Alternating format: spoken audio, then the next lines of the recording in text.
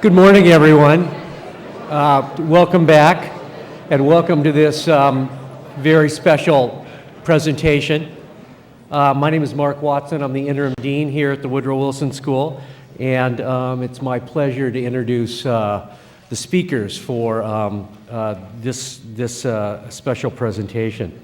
During this session, we'll be discussing the role of information technology in the next phase of globalization. And arguably, there's no better symbol of globalization today than the complex connections of the worldwide computer network. Our experts will be discussing how IT will transform the global information landscape, and I'm pleased to tell you that we have with us today two of the best people anywhere in the world to help us explore future trends in the information revolution. Since our time is limited, I'll be very brief in my introduction and outline the format for the session today. First, we'll hear from our experts, and then we'll have an extended period, I hope, for questions and answers and for discussion. Serving as our moderator and provocateur, I love that expression, is Ed Felton, professor of computer science. We all know him here, of course, as professor of computer science and public affairs in the computer science department in the Woodrow Wilson School, and the director of the Center for Information Technology and Policy here at Princeton. His research interests include computer security and privacy, especially relating to media and consumer products, and technology, law, and policy. Ed's research on topics such as web security, copyright protection, and electronic voting have been covered extensively in the media. His weblog at freedomto.com is widely read for its commentary on technology, law, and privacy. In 2004, Scientific American named him to its list of 50 worldwide science and technology leaders.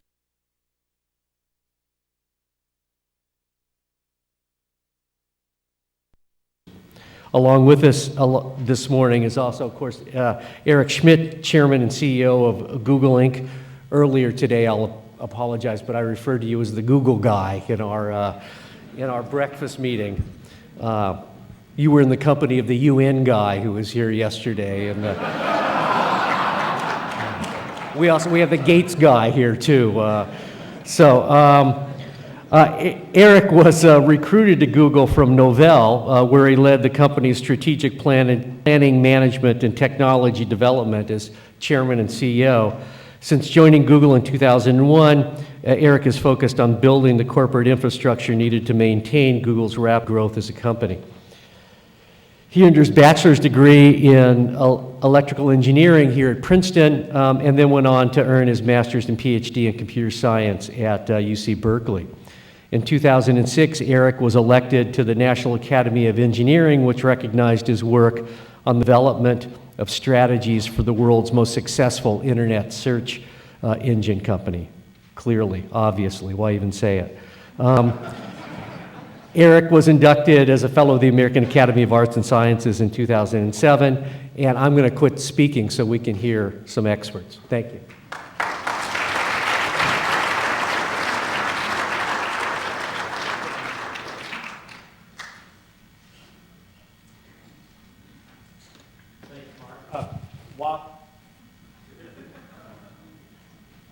While Eric was being introduced, I Googled the Google guy, and in fact, your name does come up. So we know that you are, in fact, the Google guy. That's the source of authority these days. I guess I'd like to start by asking you to talk about how Google made the transition from being a graduate student project at Stanford University into being the global company that it is today. How did that happen, and what did you learn along the way? You know, it's a lot easier now because of the internet, because the internet is global. And Americans have this view that all innovation occurs within the United States, and that it's lately exported after a while to these undeserving and otherwise uninteresting people who don't live in America. And of course, we all know that America is just a very small part of the global creative commons. And the internet really is, it's remarkable as an institution that has been built with essentially American values at least according to the other countries, but allowing very rapid globalization. So in our case, what we did is we built a set of websites that people just started using. And the most common question I get about Google is, well, how is it different everywhere else? And I'm sorry to tell you, it's not. People still care about Britney Spears in these other countries. It's really very disturbing. In fact, the key insight of my service at Google has been that people are the same everywhere, which I think would be the simplest way to run the world, is to recognize that the other people, other races, other cultures, people who don't speak the same language, have roughly the same things that they care about as you do. And we know this because we can prove it. The only thing that's really different, of course, is language. And the way we solved that was we got volunteer translators. We made it very easy to take our website and literally translate it into the language that you claim to speak. So we've ended up with a lot of languages that don't actually exist. My favorite is Bork, Bork, Bork, which, if you recall, is the Swedish chef language. And you can establish the basic language, and all of our answers are in that subset of Swedish, as best I can tell. So part of the secret here is you get the globalization of the internet, and part of the secret is to get volunteers. I think one of the things that people don't appreciate about the global stage is people have a lot of free time. They do. They're not like us. That's what I'm trying to say. And so it's very important to sort of recognize that they have a lot of free time that can be used for good or evil, but they will use it. And you might as well give them some task like translating your website. And people will translate websites for you.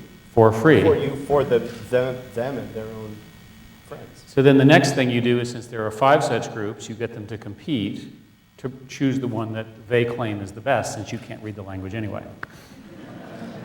That's sort of how, and so once you sort of map the art of manipulating this free energy, it works really well.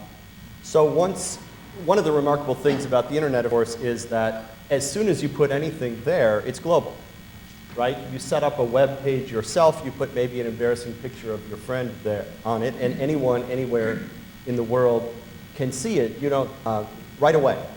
So when that happens, you are taking whatever it is you're putting out there and you're exporting it into many different countries, many cultures, many different legal regimes. And if it's just you and your friends, then maybe no one notices. But at some point you get larger, and somebody somewhere notices that you're doing something that they don't like. And that's when you get to see another part of the global nature of the web. So Google has certainly run across this, where somebody somewhere speaks up and says, we don't like what's happening, this is contrary to our culture, this is contrary to our public policy. Maybe they're confused, maybe it's, maybe not, but you do run into these problems all the time. Yeah, they're usually not confused. They have an agenda. Sometimes we agree with it, sometimes we don't. I would define Google in the sort of in the naive phase and then the, okay, we're going to deal with it phase. And the naive phase goes like this. We're having a good time. We have all these laws and all of that. And we put this stuff out. Everybody translates everybody. And it's going to be this, kumbaya kind of moment around the world. And the laws and the structure and the culture they're neither the same nor coherent. The simple rule. So, typical example, on the google.com website, there is information that is legal in the United States and illegal in another country. What do you do? Okay, well, I now have hundreds of lawyers who can answer this question precisely. But it goes something like this. We assert that if it's on the google.com website, then it's essentially controlled by Google in the United States and controlled by American law. We also, however, publish domains, which are like,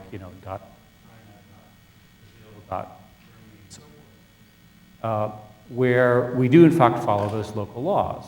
The internet community has managed to convince the governments, at least in most cases, to accept that that's the answer. The first example we had was very, very early on this, where it turns out because of the despicable history of the Nazis in Germany, it's illegal to have Nazi websites. And there are about 100 of these groups are truly horrific, and they are legal in the United States and illegal in Germany.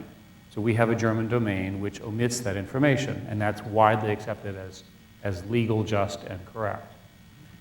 The next one we had was much tougher to deal with, and it had to do with Brazil. It turns out we had a social networking site in Brazil that had some child pornography on it. And unfortunately, child pornographers, again, a truly despicable activity, upload this stuff, you catch them, they upload again, so forth and so on. And so the legal question was whether that activity, which was in a service that's hosted in the United States, was within the arms of the Brazilian law. And we were busy getting rid of this stuff. But a prosecutor in Brazil asserted supremacy. And so, okay, no problem, we have our government, then you'd think it's resolved. So then what happens is the prosecutor decides to arrest the people that we had in our Brazilian operation and put them in jail for a site that they have no control over, is not in their town, they have nothing to do with it. That was a wake-up call. So our head of the country, and these people have enormous personal liability. They have criminal liability, civil liability. And there's only something, we obviously indemnify them and all this. They obviously had nothing to do with it, something going on in the US. So this goes on for a while. So now, of course, and that one was, by the way, successfully resolved after a few years. We learned a hard lesson, which is that in the way governments work, including democratically elected governments, prosecutors have very strong and arbitrary powers, and many of them don't fully understand this complex architecture of how the internet works. So this is of course, one of the implications of doing business with people at a distance. Even though you have an office in Brazil, you don't have people in every area, every town. Well, in Brazil, we actually had people who they could arrest. In Thailand, we bought YouTube, and I thought YouTube was pretty neat.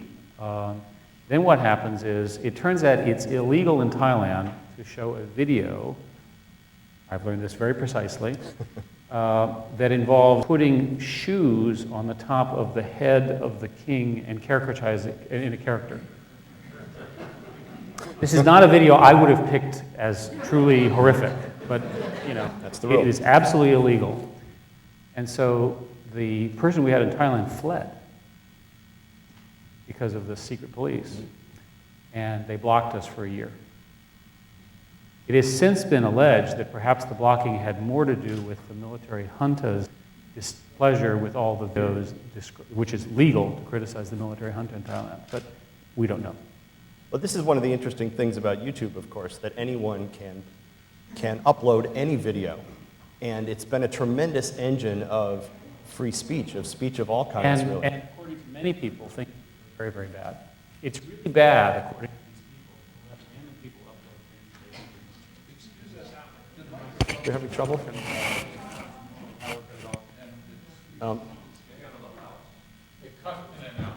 Okay. Can someone? Fine. All right. We'll go handheld. We can hear each other. That's right. We're having quite an interesting conversation here.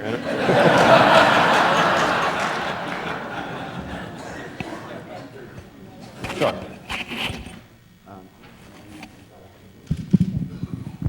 Let's see if this works better.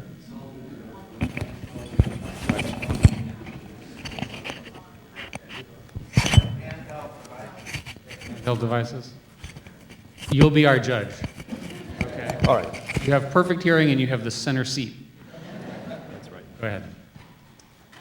So we were talking about YouTube and the way that it allows anyone to say almost anything, anyone who has a video camera. No, they can say anything, not almost anything. And they do. I stand corrected. Yes, they do. So it meets our vital need to see skateboarding dogs, as well as some maybe more important needs. But this is the most alarming statistic about YouTube is there are 15 hours of YouTube footage uploaded every minute to the site. And I don't know the international percentage, but it's on the order of 3/4 international. So again, going back to that principle that Americans are not the center of the universe, trust me, people outside the US like YouTube too.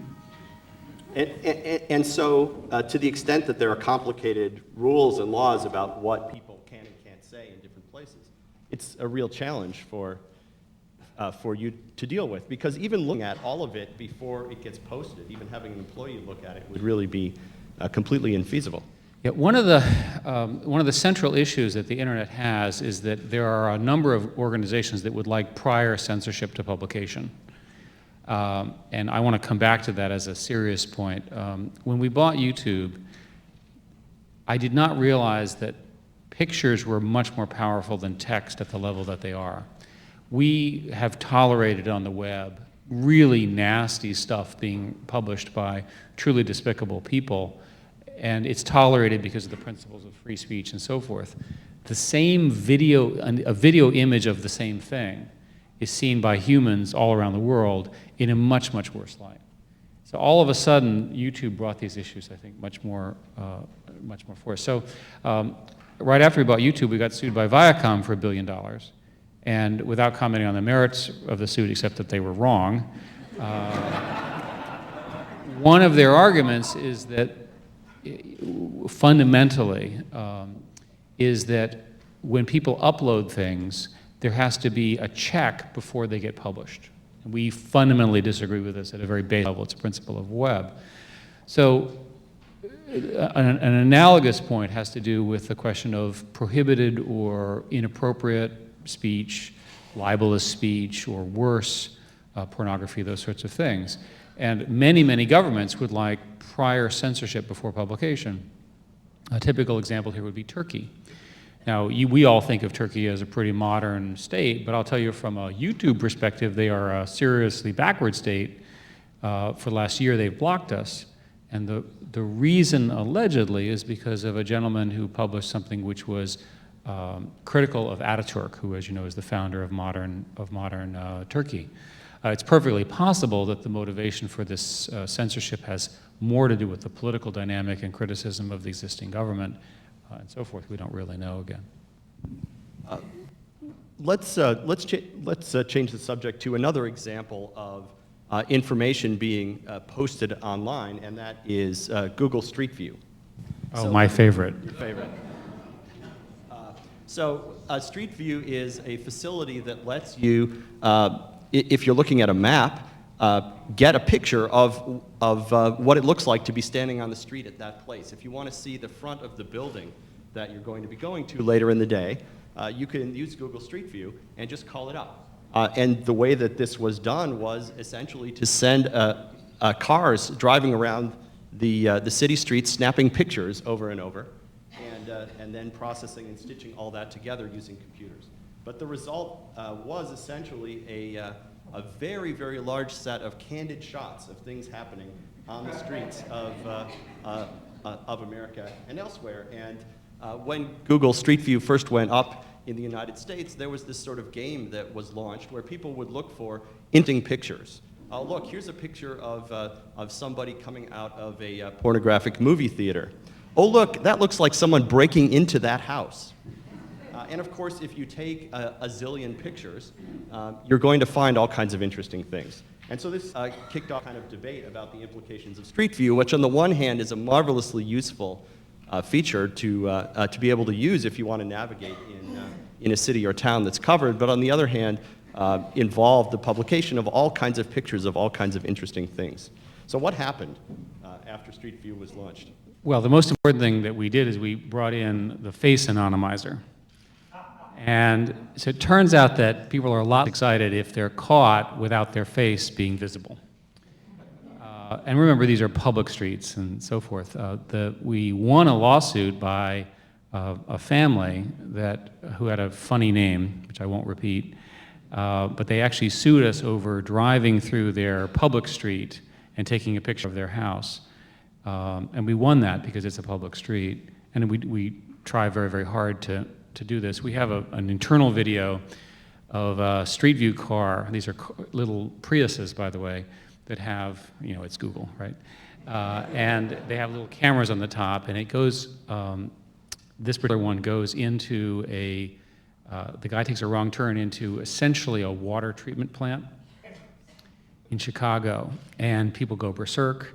And he leaves the Street View camera running for the 8 hours that he is detained, inspected, hauled in by the police, hauled in by the FBI, so forth and so on, because they don't believe that all he's doing is driving his little Prius around with the little camera. Last week, one of our cars was driving through a small village in England, and there was a barrier set up by the local population who blocked the car. A very friendly Street View driver just sat there for a while. And they gave a speech about how they didn't want modernity to arrive in their town. So again, we're on the edge of this question, right? And the reason we take such a strong position is that Street View is our most popular, in terms of growth right now, property. People love using Street View to figure out where they're going, what they're doing. So there's clearly value being provided for the mass. On the whole, services like Street View, and indeed the basic technology trends behind them make it much cheaper and easier to gather and store a lot more information. Information that people are interested in, and most of what people are interested in is information about what's happening out in the world and information that involves other people. And so there's an inherent pressure on privacy that happens because of this technology, Street View being an example, not that you set out to do anything. Well, what's interesting about Street View is precisely not about violating people's privacy. And if anyone complains about anything in Street View, we do our very best to take it down, as long as it's not a picture of, the Eiffel Tower, right? Sure.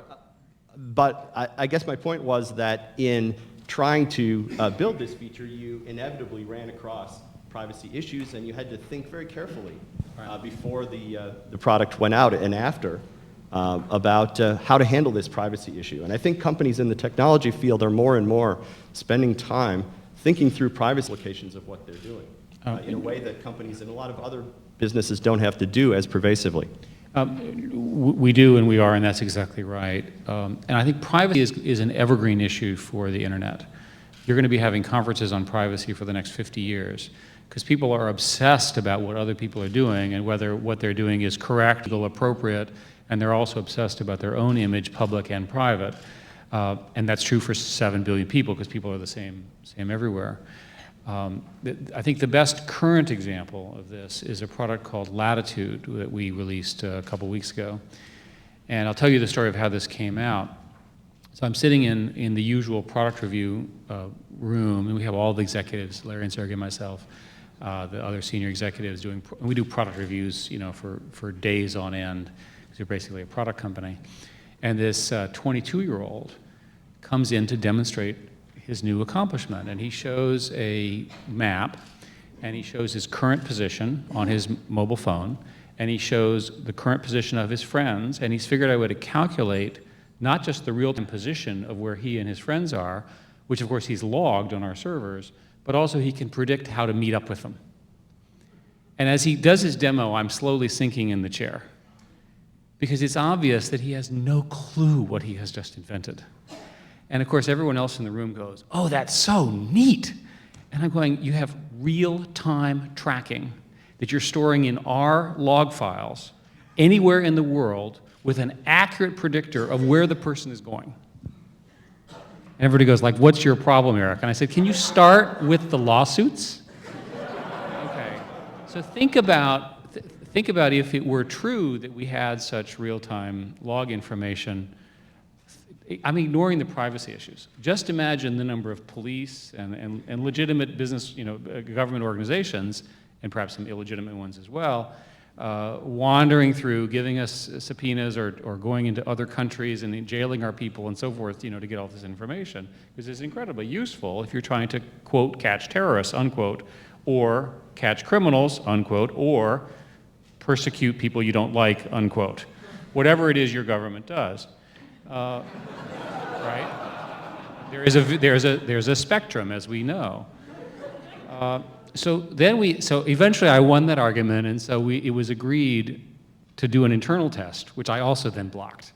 Because they said, okay, so now we're going to have lawsuits inside of our company over employee behavior and so forth. So eventually, the 22-year-old, who's now like myself into, you don't appreciate the brilliance of my invention. We made a change, which is very easy to understand. With latitudes, you can turn it off. It's very important to have an off button.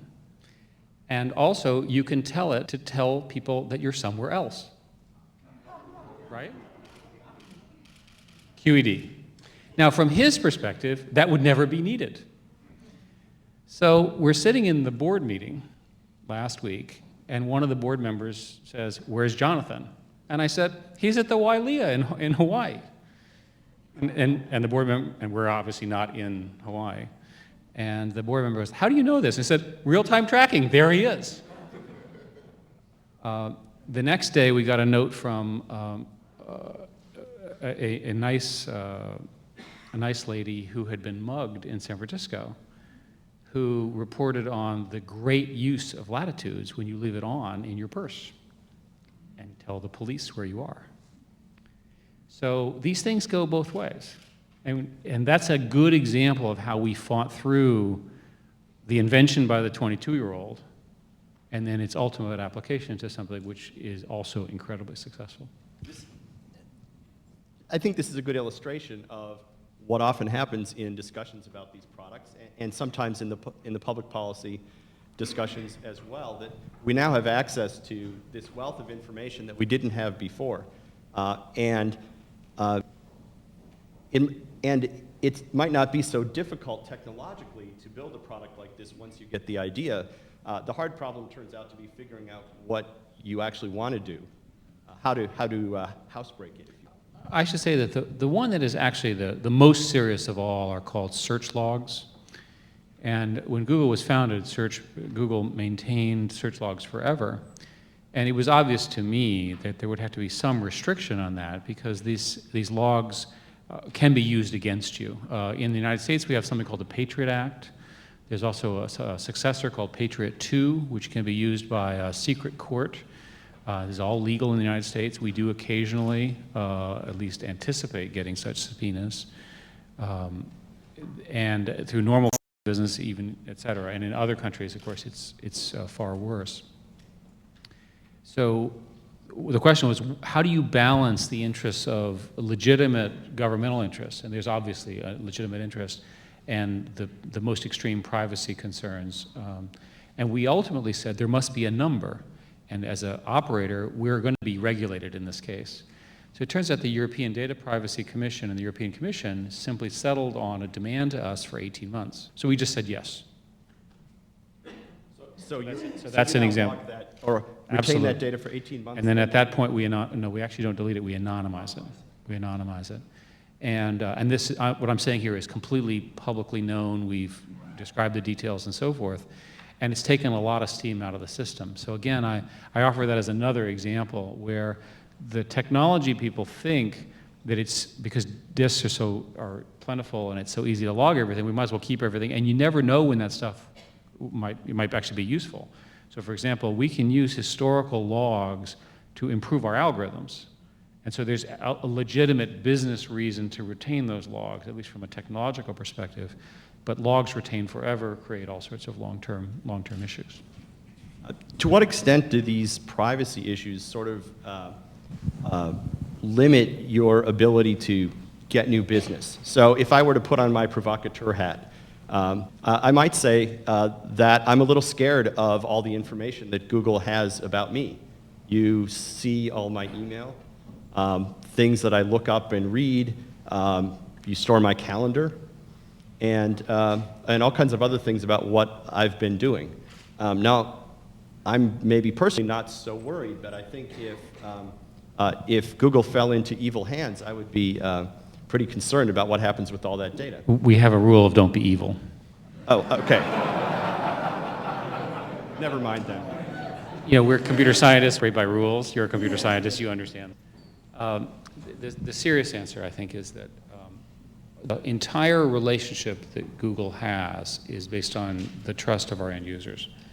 If we were to do something that would violate your trust, a reporter, you as an individual, a reporter would find you, and they would make such an enormous storm that we would lose, 3/4 of our users within a week or two to all of our competitors, because we've set such a high standard for ourselves. So we take it so seriously that we've had a couple cases where the government has given us subpoenas, which we've actually fought. Thank heavens for the judiciary in our country, which we've actually fought and won. So you really want to fight for the right of privacy within the context of what I'm describing. And if you're not willing to fight for it, then you shouldn't be in this business. And just to be incredibly blunt with people who may be confused about this, whether you're using Google or not, your email system is subpoenable. Right? And in fact, the majority of the activity in police sections now appears to be going through people's email, because criminals use email. It's obviously terrible to be a criminal. They use email. And you should not assume you should not assume that you have absolute privacy unless you're willing to use basically a chalkboard inside of a room, with no windows. It's just not fundamentally there. These systems do tend to retain information, and the solution is just don't commit a crime. It's the easiest way to solve that problem. In fact, even if you are in a room with a chalkboard, even if you're, say, sitting out here in the audience with the camera not pointing at you, you're in fact living in a different world from an information privacy standpoint than you were a few years ago. Because it turns out that people like me have cameras in our pockets, and all kinds of things get recorded, and recorded, audio recorded, video recorded, and snapped as pictures, and then republished. That wouldn't have been in the past. So we are living more in a fishbowl, even if we're low-tech people now. And I think technologically, I assume everyone here has a cell phone on them. Everyone I know has a cell phone or a mobile phone, an iPhone, an Android phone, what have you, BlackBerry. And if you think about that device, it has a 3 megapixel or greater camera. It has a CPU in it that's more powerful than the CPU that I used when I was here as a student, which is sort of amazing. It has more memory as well. It has the ability to do pictures, and in many cases can now do a video. There are more photographs taken in mobile phones than there are in cameras. Soon there will be more videos taken by your handheld devices and so forth. It has a GPS, and even if it doesn't have a GPS, we have software that can simulate a GPS using cell tower information, which is really, really neat. Oh, and by the way, I forgot, it's also useful for phone use, which is its least interesting use. So, and we can talk about browsers and so forth. That change is a truly revolutionary architectural change, because it means that people are carrying around these phenomenal computing resources with them that are hyper-connected. In my case, I like history, so when I walk down the street in New York or here in Princeton, it should be possible for it to tell me the history of each of the buildings as I walk by, right? Why not? Google has the information, the phone has the GPS, it's not doing anything, right? Just sitting there, and then occasionally I say, oh, what's going on at Charter Club? Boom. There's the history of Charter Club or what have you, or when was Cannon Club converted to a university facility or something. My point is that people live in very local contexts, but now you have Encyclopedia Britannica streaming to you every day. And I'm using the history example because that's the mildest example I can think of. Think of the combination of the phone and face recognition, where I bring up, and Ed, you were very careful to hold up your phone. Using modern technology, you might have scanned the audience, done an immediate face recognition. It would have told you every person in the audience, even though we don't have their name tags. That's when it gets scary. Very useful. The killer product is the one that will sit on your lapel in a cocktail party and tell you who that person is. I hadn't thought about building that one, but now they suggest it. On the subject of mobile phones, another big implication of mobile phones is in the developing world, where you have a lot of people who don't have access to the kind of computers that we might have on our desks, where you might not have the wired internet infrastructure, but where a lot of people have these mobile devices that are ever more capable, that will become their portal to information highway. And you see companies like Google moving aggressively to get their services onto mobile phones. But maybe you could tell us something about what you see happening in the developing world via the wireless infrastructure, and generally about technology taking off in the developing world?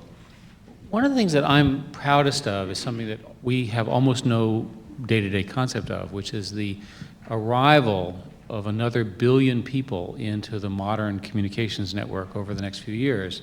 The deployment of these very low-cost wireless networks. For many, many reasons, the basic connectivity, the basic SMS messaging that we've taken for granted here has in the last 3 or 4 years finally become available to people who don't have televisions, have never made a phone call, through a combination of microlending and the other kinds of things people here know about. And the fact of the matter is people like to talk. It's true even there. And so this means this platform, which today is largely SMS or short message based, is just ripe for the next generation of what are called feature phones, which are now becoming available at price points in the $30 to $50 to $70 range, which is low enough that they can be subsidized into those markets. And all of a sudden, they can get basic connectivity and basic things. Now, you sit there and you say, oh, they don't care, they're just poor, they're just living in their little huts. Typical sort of American reaction. If you're a farmer and your wealth is determined completely by agriculture prices and whether the current temperature and weather, that SMS message determines whether your family lives or dies or whether you have to sell the cow in order to get through a bad winter. So we think of this stuff as essential. For them, it's fundamental to get that kind of information.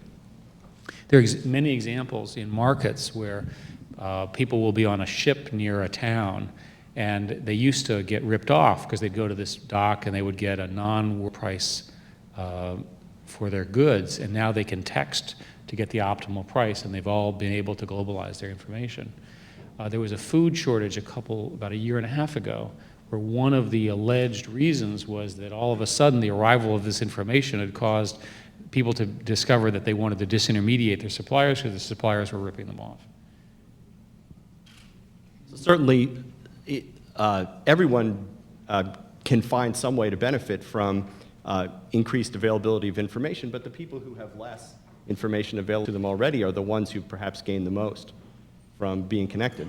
And we complain about the recession here, but let me tell you that we've got it good compared to people in the third world whose export markets just collapsed, and where the minerals boom, which so fueled their economic growth over the last 10 years, has also just collapsed.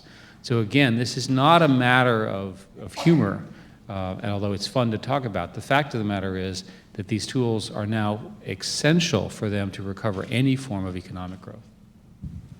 So as people in the developing world become increasingly connected to the global information networks, how do you think this will change the way that we in the developed world look at the developing world?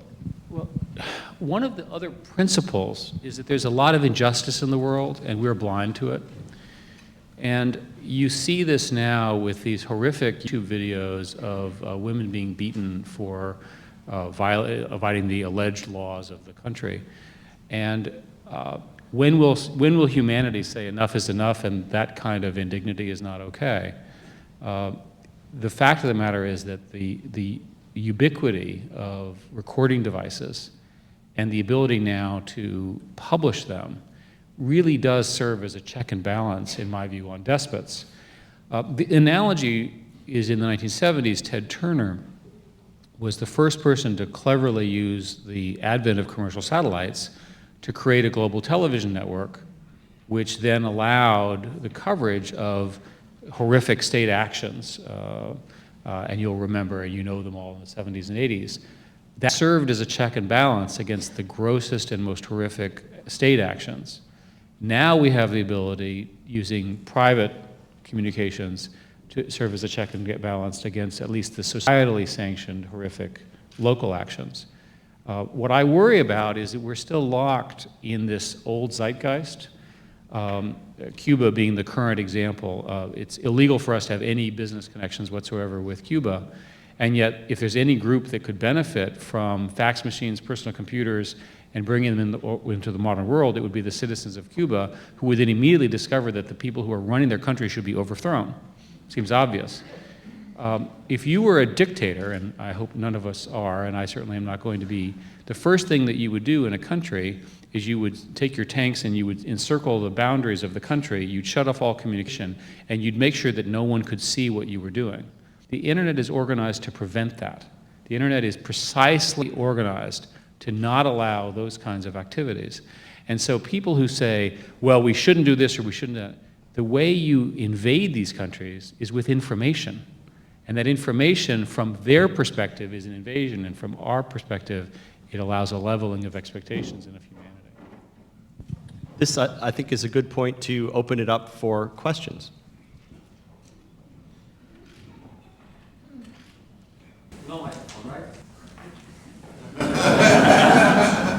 Okay, my name is Yuri Amosov. I'm an alumni and an Android developer. Even better. Yeah, and I was kind of trying to take signs about what's going to happen to Android and my business throughout this talk. And not having heard the word a single time, I'm kind of getting a little more disappointed. So the question I have is... What are you disappointed about? Well, to begin with, I have been watching what phone you have in your right pocket, and it doesn't look like an Android phone. So my question is, you have an absolutely wonderful technology, a great toy, a very flexible one, that can simply level and devastate the mobile market as we know it. Do you plan to dedicate more resources, more funding, and better management to the problem you have right now? Nice to meet you. So for the background for the people in the audience, Android is an open system operating system that we developed for mobile phones, and it is by far the best Linux-based platform for mobile phones. We did a partnership with a company called T-Mobile, which has done very, very well. And in the next few weeks, there'll be a whole bunch more partnerships being announced.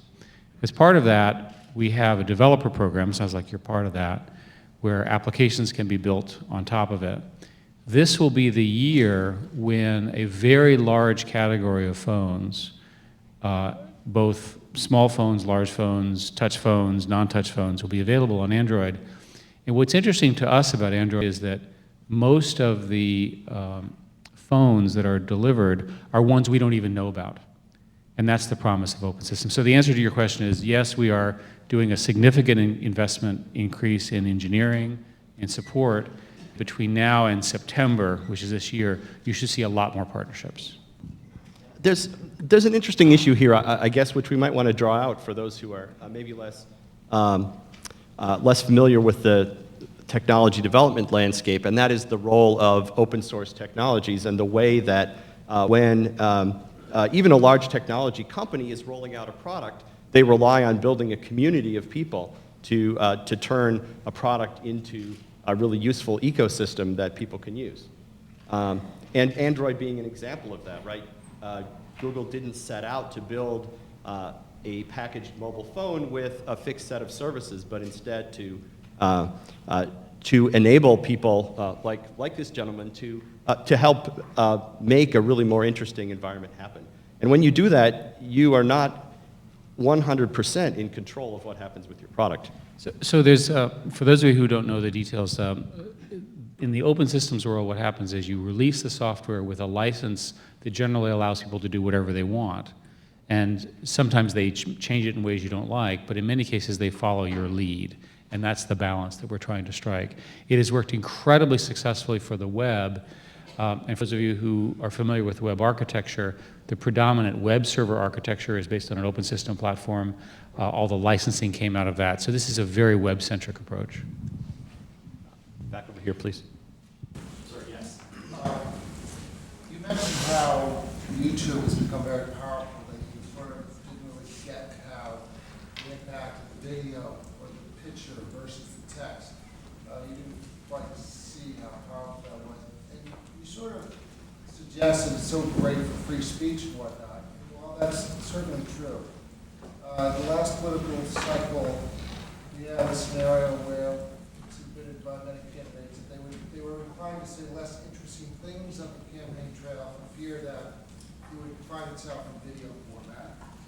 Quite frankly, from here on after, would be less inclined to say something controversial, for fear that it might make it so. So my point is it cuts both ways.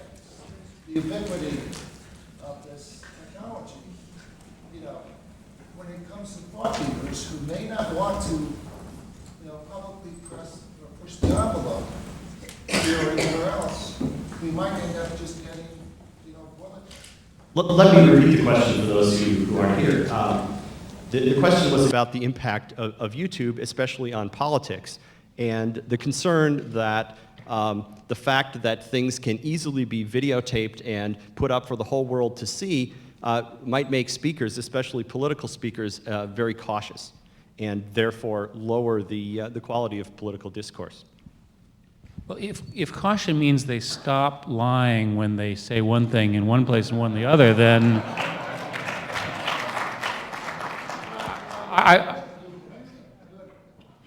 I want to distinguish between private behavior and public behavior. I think everybody here understands the value of privacy, private behavior. We're not talking about that. For years, I had thought and had said publicly that there would be an election that would be determined by the internet. And it turns out it was 2006. And if you go back to then, which is, we have such short memories around here, the House, primarily due to the war issues, became Democratic, but the Senate was not going to become Democratic. And there was a seat in Virginia that was in play, and it was close. And the incumbent was George Allen. And a young gentleman caught him saying a racial slur word, apparently by intent, not randomly. And then that was used in Virginia, which has a history of such concerns over such things, and it on the margin switched to a conservative Democrat, which then switched the Senate. Switching the Senate changed the political dynamic for President Bush in a very, very fundamental way in our system. So small things like that can have a huge political repercussion. When Nancy Pelosi then took over the House, she tried to have her closest collaborator become, I think, the whip or something like this.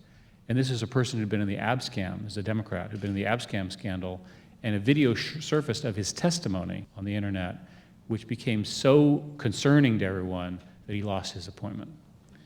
So if you're a public figure, the reality, and they've now all learned this, as you said, you have to be careful not to play one side or the other. You need to be careful not to commit any crimes, stuff like that. And I think it's reasonable for us as citizens to expect our politicians to say coherent things in the same places, and also not to pander. And there's a history in America of politicians pandering to one group and then saying something different, and now we can check that. I'm very optimistic on this from a governance perspective. We see a similar issue, actually, for many of our students with regard to Facebook, right? The students all have Facebook pages, and they all put things on those pages that they're willing to show to people now, and 20 years from now, they may regret some of the things that are... By the way, I have a solution. You have a solution? I think there should be a law that you can change your name at 21. Wasn't me. Right, I don't look like that anymore. Different person, different name. Great. So I'll be back to you next week with the algorithm for connecting those names up. No, one of the interesting things we see this with Facebook, and when I talk to students about this, sometimes in a are you sure you want that on the net conversation, and sometimes just generally, what they say is, look, you old guys don't understand, and the norms will be different when we are 40 and 50, and when I or someone like me is appointed to some government position. The norms will be different, and people will be forgiven, not only the knowledge that there were youthful indiscretions, which we've dealt with for a long time in public life, but vivid video evidence of them. So if that's really true, then why is the vetting process this year, which is presumably the most liberal of all the years in the last 50 years, the roughest? Well, that's politics. So it's also also possible that the inverse will be true, and that 20 or 30 years from now, it'll be even more vicious because people will have an even worse summary of what people did because no one is perfect. It could be. These days, right, these days memories of what happened back in the 60s and 70s are maybe a little vague. Well, mine certainly are, and I was here.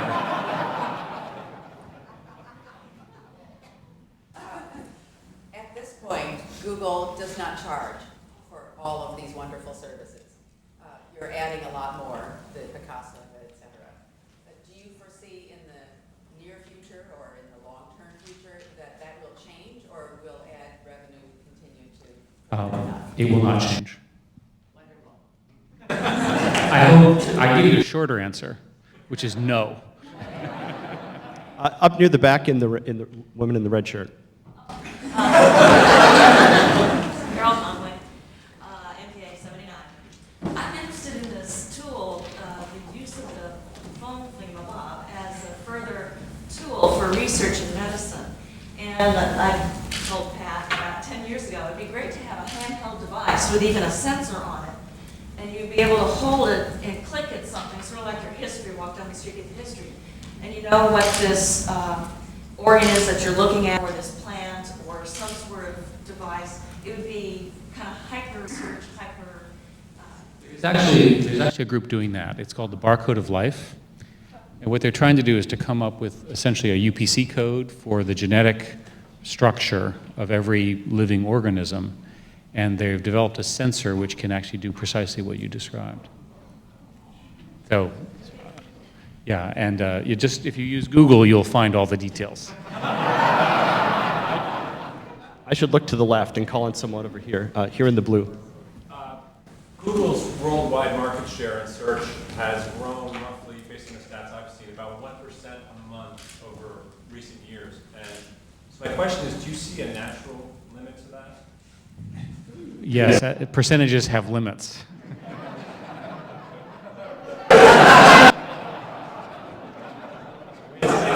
Way in the back.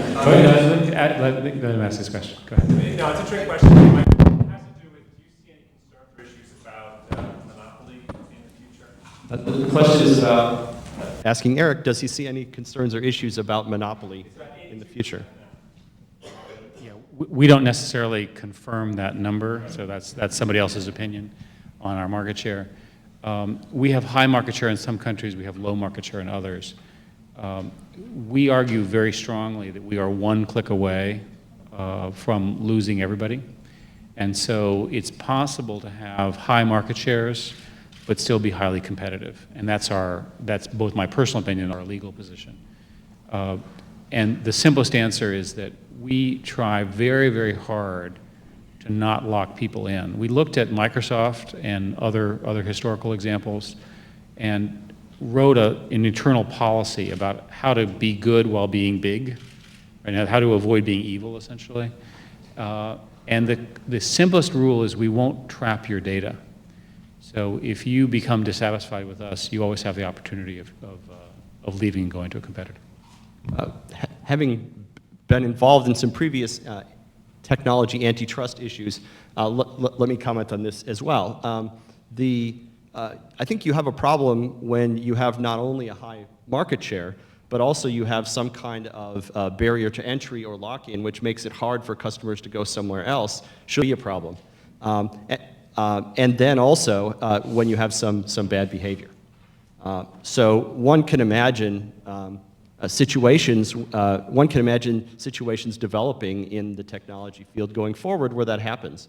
But I think you'd have to make a sort of detailed argument for these other elements as well before Google were to get in antitrust trouble.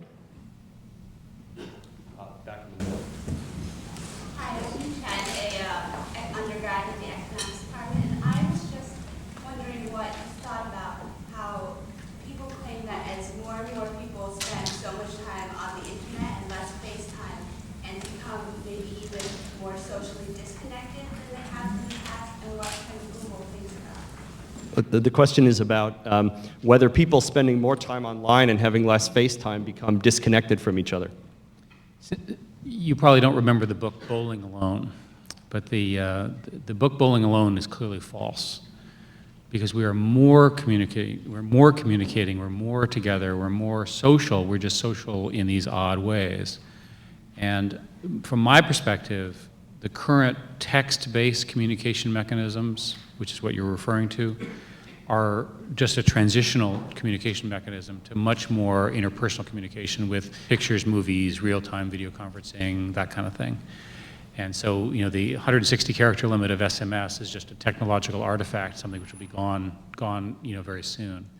So from my perspective, the simplest answer is that people are spending more time communicating in different ways.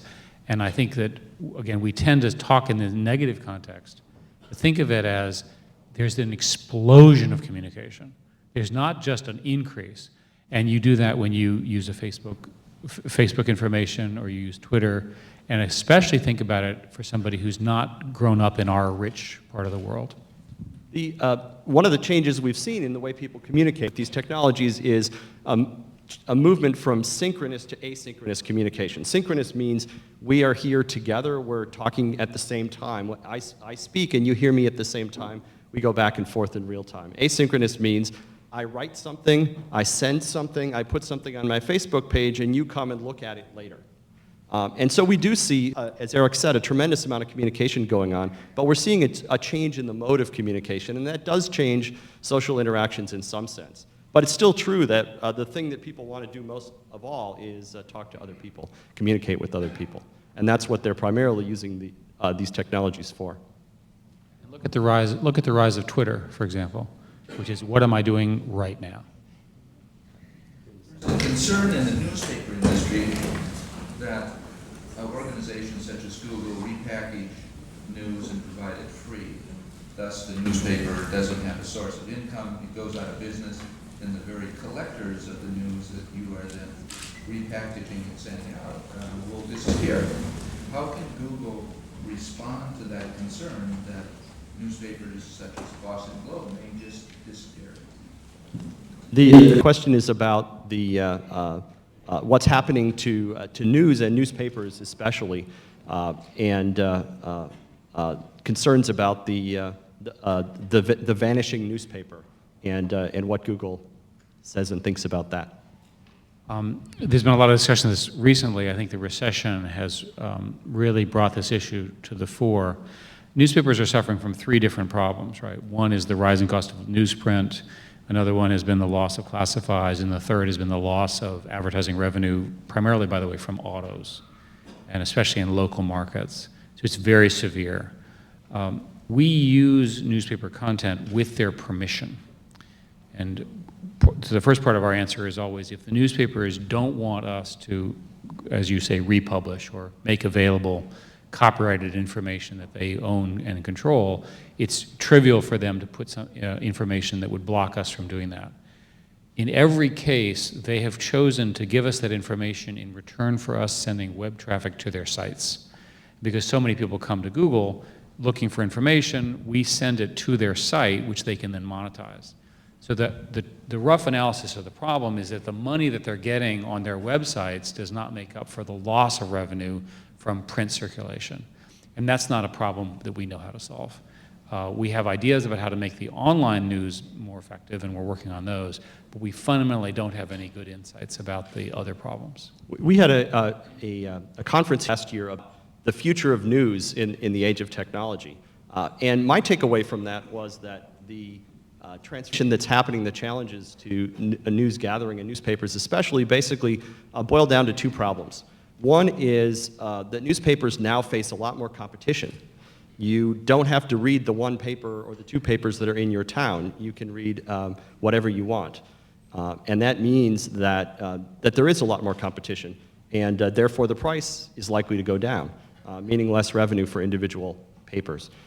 The other problem is that the traditional newspaper was a bundle of different things, different components, some of which were cheap and easy to make and also profitable, say sports, the sports section, and others which are expensive and not as revenue enhancing, say investigative reporting. And the sports piece of the newspaper was subsidizing the investigative reporting part, but they were distributed together. Nowadays, people go to different places to get those different components. They get their sports from a lot of different places. And the result is that the parts that were profitable in subsidizing the sort of hard news can no longer do that.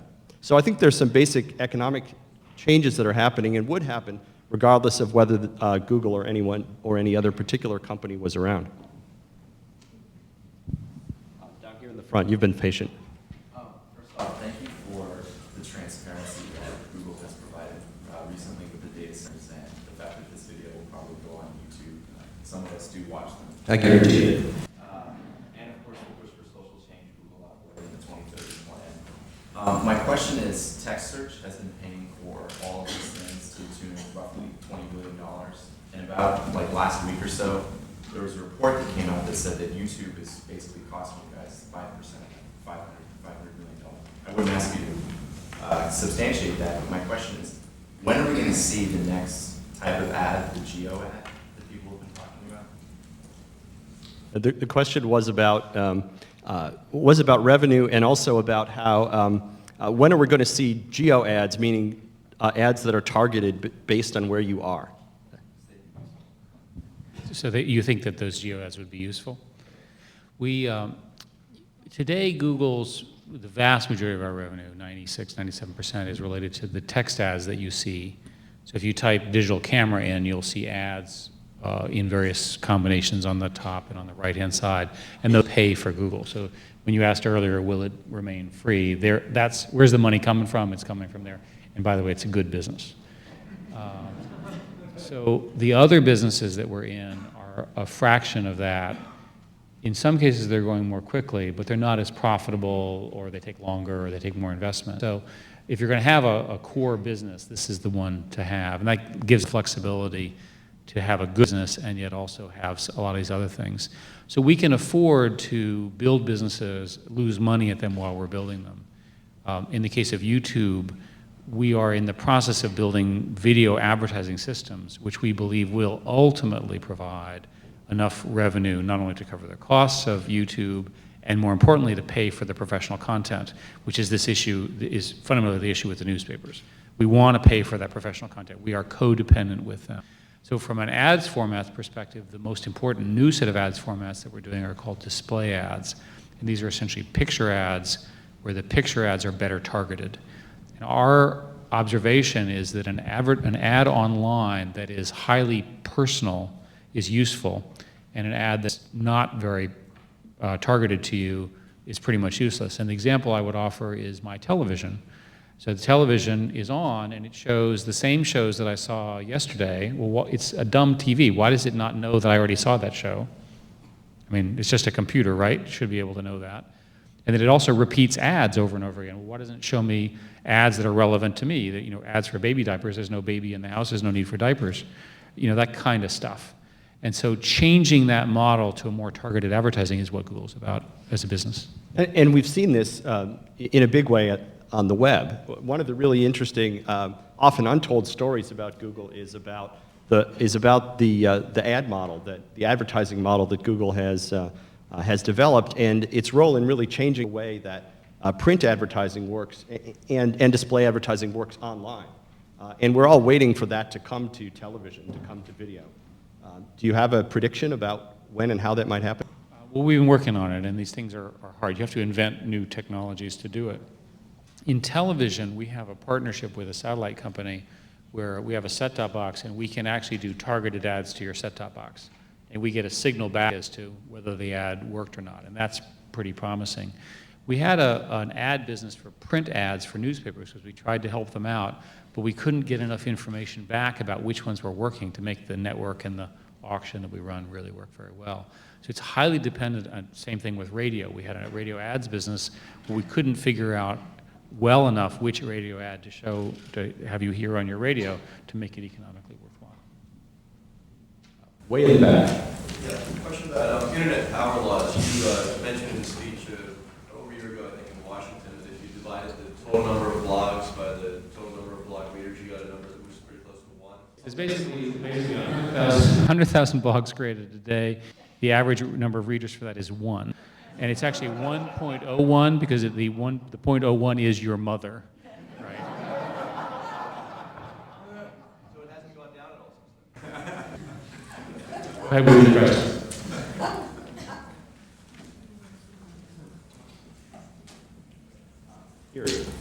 I think the gentleman earlier mentioned Google.org and the effort by Google to both have a motto of do no evil and accomplish social good. I'm wondering what your conclusions are with the years that you've been at investing through Google.org. I guess there's a venture fund now and focus on renewables. I know it's both a personal interest of yours there. Could you talk about all that? The question is about Google.org, which is the philanthropic arm of Google. We put together Google.org right after the IPO, and we funded it with about 1% of equity, so it's got a serious amount of money. And we started with a number of initiatives. The one that's had the biggest impact has been in the area of green and renewable power. So for example, we've been funding and working very hard for plug-in hybrids. And the neat thing about plug-in hybrids is basically if they have a larger battery, they use almost no gas most of the time, and they can use off-peak power. Another thing that we did is called the Google 2030 plan that was discussed. We came up with an architecture which basically, if we were just to decide to rebuild America's energy infrastructure by 2030, we would essentially not be reliant on foreign oil. And we would have also created a huge number of American high-paying jobs, created a whole bunch of export industries. And the net present value of that was a positive $200 billion. You actually make money to do this, which of course means it won't happen. And the economics are phenomenal. And so in order to do that, for example, you need to have a smart grid and intelligent garage solutions and so forth, all which we're working on with a number of partners. So that's an example of the kind of impact that we've been able to have. Another one that we're particularly proud of is called flu trends. What we do is we statistically look at the log behavior, anonymize the data, and we can predict, it looks like a flu outbreak 3 or 4 months before the authorities will predict it. Because when people get the symptoms of flu, they go to Google and they type them in. And we can essentially detect that. And we believe that this will save some number of tens of thousands of lives, and many more if there's the repetition of one of these horrific outbreaks like 1918 flu virus. So those are 2 examples, with many more coming. I wonder if you've given any thought to how the internet will develop in a way where it could assist us in organizing ourselves politically as a global citizenry, global power. The question is about how the internet can help people organize themselves politically as a global citizenry. Well, you've actually done some research on this, as you're probably more the expert than I. Here's the rough problem. You watch television and somebody says, oh, well, we have 1 million visitors came to our site. And everybody goes, oh, well, that's exciting. Well, the problem is that we can't tell whether that 1 million visitors is 900,000 computers, 100,000 people, or whether it's 1 million people who were paid by some lobbyist to go talk to the site, or whether it's something that they made up because their IT person can't add all the websites correctly. We just don't know. And so when you start to think about trying to govern using the internet, you start to get really worried about misinformation, lobbying activities, spin, and that kind of stuff. And indeed, even lack of a paper trail for voting machines, which has been sort of something which people are very concerned about. So if you think of the notion of one person, one vote, and the traditional principles of democracy, you want to make sure that you're preserving some aspect of that, or just view it as input. And if you're an expert, you can view the sensing and so forth that goes on as input to you. But I would be very concerned if people started to say, here's the example that I was talking to Ed about earlier. Let's assume for purposes of argument that there was a discussion about whether smoking caused cancer. And as far as I can tell, in science, everyone agrees smoking is a primary cause of cancer. The only people who don't agree with that are the tobacco companies. So we do a survey of the average person on the internet. And the average person doesn't really understand all the details, and so they read the scientific literature, and then they read the opposing view. Well, the tobacco companies have a huge financial interest in making sure that the opposing view appears legitimate. And they will spend an asymmetric amount of information to pollute, if you will, the conversation from generally accepted, if you will, communal wisdom of this outcome. I'm using that because that's a very simple example that we can probably all agree with, but of course the real examples are much more pernicious. But my point is that you have to come up with systems which allow you to understand whether you're being gamed in order to effectively do these things. This is one of, I think, the most important questions about how the internet will transform politics. Certainly, technology increases the quantity of discourse. The question is, can you use it to increase the quality, or at least to make it easier for people to understand what's happening, to get a better picture and to make better decisions. And that's a very hard problem. We have maybe a few inklings that it may be possible by thinking carefully about the way you design systems, about the way you design social software, which sort of nudges people in the direction of having conversations and forms of organization that are more likely to be fruitful. But there's a tremendous amount of research to be done in social science and technology design to understand how to make any progress on this issue. On the other hand, if we make even a small amount of progress at raising the level of quality of political and public discourse, it can have a tremendous benefit.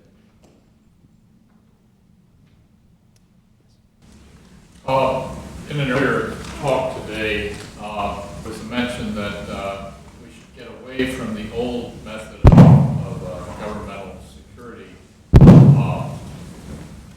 intelligence and the spooks and the super secrecy among the agencies and so forth.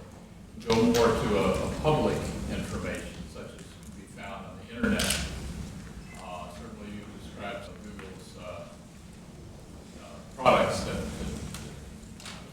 things internationally. What's your perspective on this? The question is about whether technology will will change the way that governments gather information in the sense of intelligence. Will it be more like traditional intelligence gathering, or will it rely more on the use of public sources and use of the internet? So transparency is really fundamental, I think, in modern governmental systems. And you can see it now, at least I can see it in hindsight, by understanding the motivations of people who have information. The information can be used to embarrass them. So there's a natural tendency of governments, regardless of political party, regardless of which country, to want to not make information transparent. It's only negative from their perspective. It can only ultimately be used to judge them, to embarrass them. It's seldom used to make them heroes, even after they retire from government. So I think modern functioning democracies have to have a bias for transparency, and they have to have laws that promote it. And we've seen in the United States some of the costs of that, which we discussed at some length. From our perspective, transparency means publishing the information. And the bad information, as well as the good information, can all be worked through. Ed and his team wrote one of the most fundamental papers on transparency, and you can talk a little bit about why transparency was so important. But a simple example is, do you know what the government did this week? You think you do, because the media reported it, the people who live in the White House and so forth. But why don't we, for example, have all of the conferences that are public, they're published for attendance, or they're public, why are they not streamed onto the internet so that everybody can see what was going on? So people who are directly affected can have an opinion. They can lobby, or however our system works. So transparency is very fundamental. I'll give you another example, which is, I think, more controversial. President Bush decided to invade Iraq based on feedback that he was given based on secret information. Go through the thought experiment where that information was all public and it had all been debated. He still may have made that decision, but he would have done it in the background of an awful lot more conversation. So for things which are of major import, secrecy seems to be to almost always be the wrong answer.